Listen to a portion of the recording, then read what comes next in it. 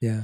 But tell me about your monk life. Like, that must have been amazing. It was special. I've always been so tempted to go away and do one of those retreats where, you know, you go to somewhere like India and you go to those places where you don't speak for a month or something like that. Like, that must have just been the most enlightening experience. Mate, now that you've said that, when you want to go, I'm going to take you. Please, yeah, because you let I me know would when. absolutely love to go. I met a guy, I was on holiday earlier this year, and he had just got back from a retreat. He did 2 weeks where he didn't make a sound and was just explaining to me how eye-opening it was. Yeah. No, I mean, to me, it was one of the best experiences of my life, because even the stuff that I did then, I was 22 years old when I did it.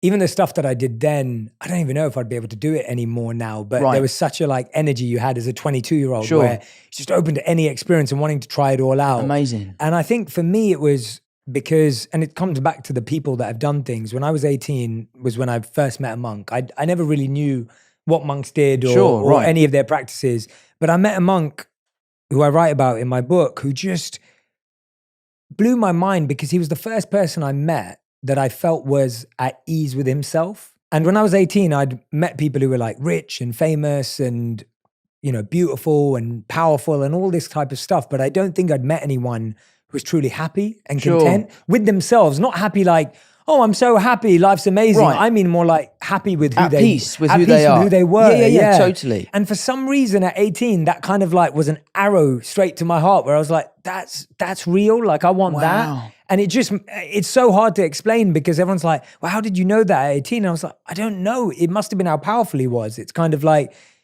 you wake up when the sun's out and the light's out, and you just wake up because you feel that energy. And I felt it through him. And then I went to university and I'd talk to him and I'd meet him in the summers and Christmases.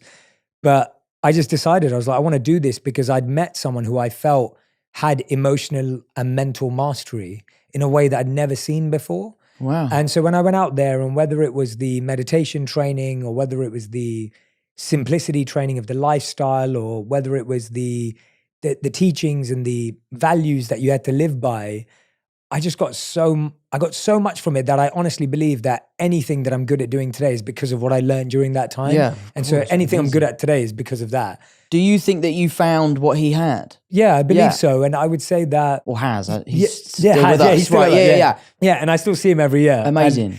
And he still has it. It's like swag. Like, it doesn't go away. Yeah. He still has it. And yeah, definitely. I got a glimpse into it. Obviously, he's been doing it for, nearly 30 years. And I only did it for 3. But you still get to a glimpse of it, and you get an experience of it, so you know that it exists. Right. I think that's half the battle too. Like, even with your sobriety, it's like, you just need to know it exists. Totally. And then you're like, wow, there's this other side. 100%. And even though it's a challenge, and even though I'm still trying to be more mindful every day, and I'm still working on myself, because it's... Of course. It's an I know it. Yeah, it's endless. Ongoing thing. Yeah, I know it. And I take a lot of friends and people I know on retreats there, because just a couple of years ago, I took someone that I love to one of the caves in Rishikesh. So one of the things I love about caves is that they're equally dark and silent.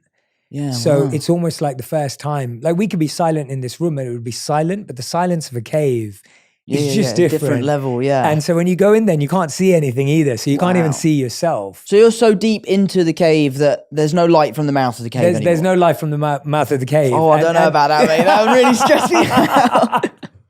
No, you hold hands. No, you don't hold hands. But it's one of those experiences that you actually get to experience real stillness and real silence and real disconnection from everything around you. And then you can actually listen to yourself. Yeah, it's interesting. Yeah.